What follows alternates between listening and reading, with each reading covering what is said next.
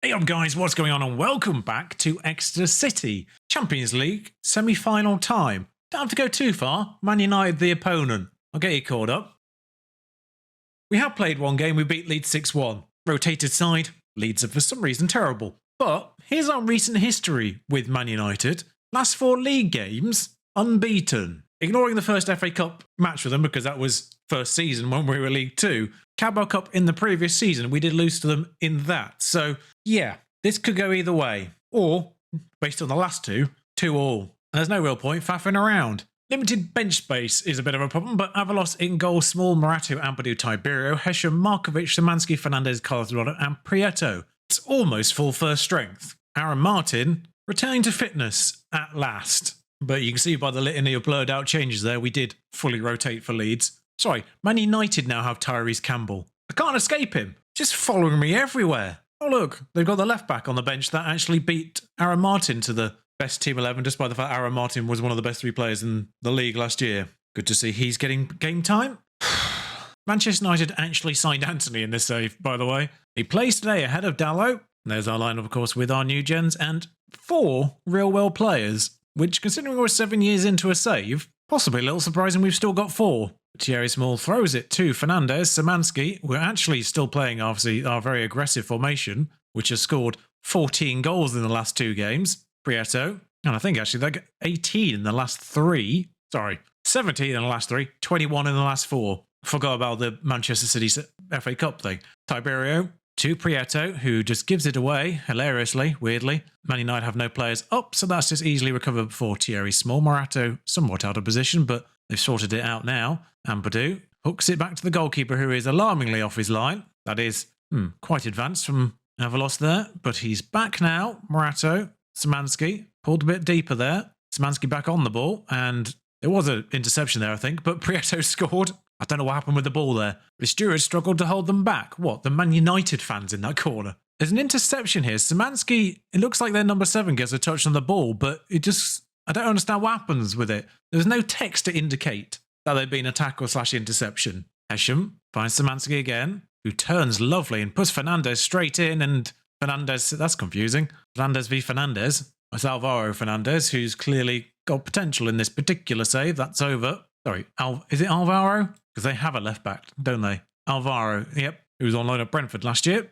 Oh, he's their backup goalkeeper. Bold choice. Bold choice playing him in the semi-finals, lads. I feel like Man United already have an A. Fernandez at left back in their youth ranks. Great, and I've loaned him at some point. Szymanski puts the ball in. Carlos Eduardo. Oh, that's just the 38 goals for Carlos Eduardo now. If he doesn't get Golden Boot this year, and by Golden Boot I actually mean World Player of the Year, Ballon d'Or, that's the word.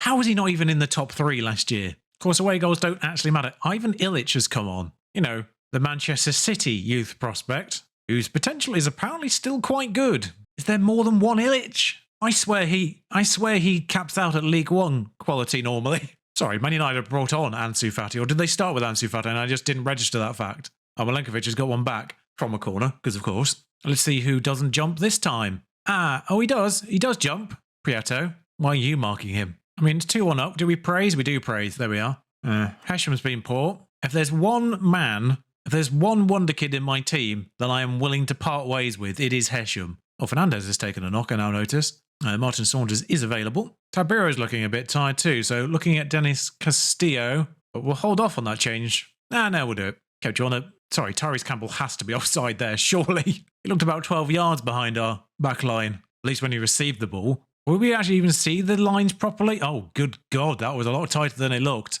I mean, continue to praise, and if we don't come out of this with the win, then it is going to be a disappointment. I mean, the XG is 2-1, quite literally almost. Oh, we had another shot at the end, which kind of ruined the aesthetic there, but it was 2.01 to 1.01. Brief moment. And actually, we take a lead into the home leg for a change. Oh God, are we going to be in a Champions League final? There is a Norwich City game to get through here, but they are 19th and I will rotate for it, and I'll just tell you what the result was. Sorry, Cade Gordon has been sold for 7.5 million. Can't ever feel the derby of pulled a blinder there. Hello there. I'm wearing different clothes. Yeah, there was an issue. I don't know why, but my recording stopped at some point between the 2 Man United games. At least you got the first one. I have no idea whether it was user or technological error, but nonetheless, the second leg exists only in the history books of the game itself now. The one saving grace of this is the fact that it wasn't that tense. We scored early on and maintained that advantage throughout this particular game as well, as we ran out 3-1 winners, all 3 goals within the first 37 minutes.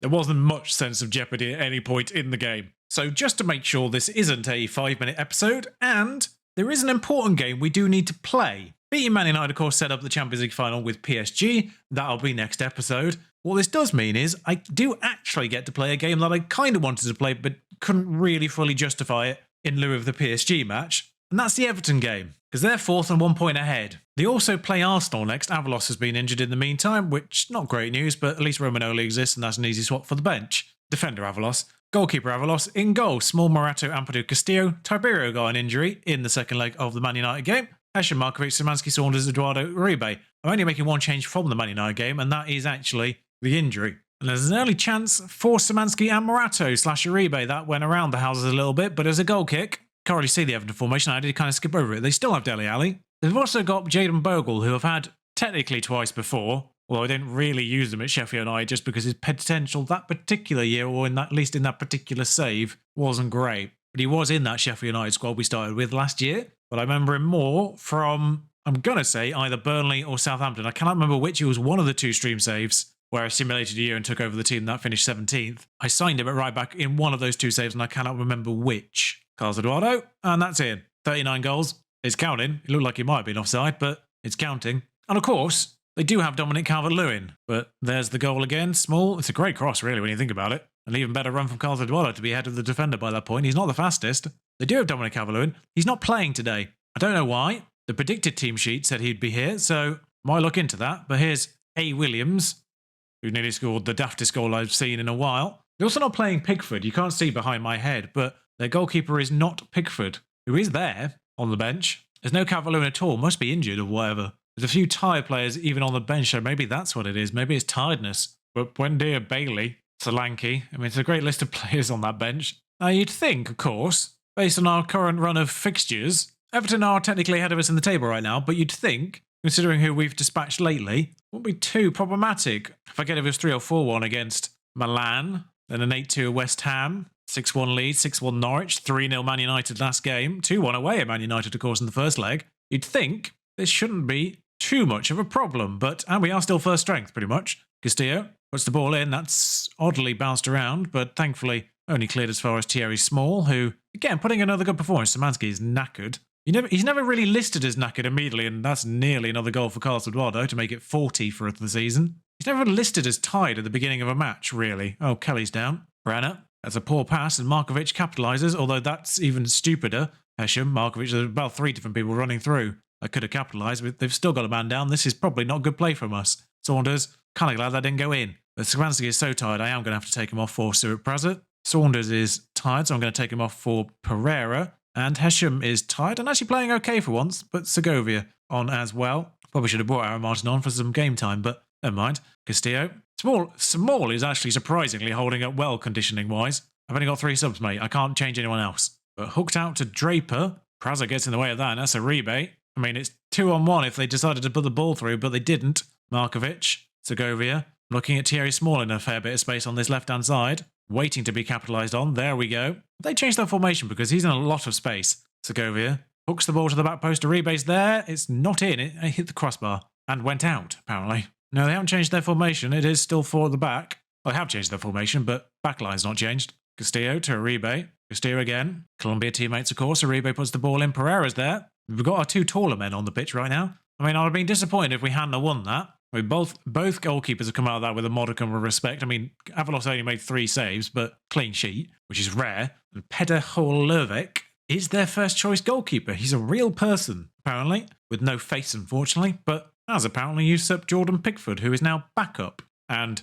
just looking at his attributes, still better. I should just say, Everton are currently being managed by Brendan Rodgers, so it seems his inability to understand goalkeeper quality, that's persisted. Shout out to Leicester not signing anyone in that department. Idiots. But of course we do usurp Everton, which was the whole point of bringing you this game, as somewhat dull as it may have been. But we'll take an efficient 1-0, quite frankly, because we've still got 2 more games. Apparently Markovic is wanted by Wolves, so good luck with that. He is undoubtedly our best player overall. Actually, no, Ciro Fernandez is probably our best player overall, but yeah, that's not happening. He's our captain too. Shout out to those 13 games he played for Academica before he got his work permit. I cannot remember if Arsenal had already won the title by the time the recording ended, but they did win the title already. So they do play Everton next. So it's not going to be an easy game for Everton next, but at the same time, I don't know how much Arsenal will care. The good news is as well that Manchester City cannot get ahead of us either anymore. So it is just Everton versus ourselves, and they are through. No, they're not through. Why is that listed as a penalty win? That's weird. Tyler Morton's playing for Wolfsburg. I mean, obviously, friend of the save from his 3 loan spells. Wait, what bloody good business from Sheffield United? But yeah, they finished the season with 2 away games to Arsenal and Leicester. They're not easy ones, and they've already lost to Leicester this season. They played our affiliate in the Euro Cup 2, the conference. Their group was really easy, blimey. How do they not do better? But anyway, whilst I'm not expecting any dramas in the remaining 2 games in the Premier League, I'm hoping to win these relatively easy. They're both at home, which always helps. We'll then have a 2-week break before the Champions League final, which of course, as I said, will be next episode. Fortunately, you didn't get to see us progress to that stage real time. I can only apologise. These things happen. Not very often, clearly, but apparently they are capable of happening. But if you enjoyed this, nonetheless, do like, comment, subscribe. You know the deal by now. Until next time, ta-ra.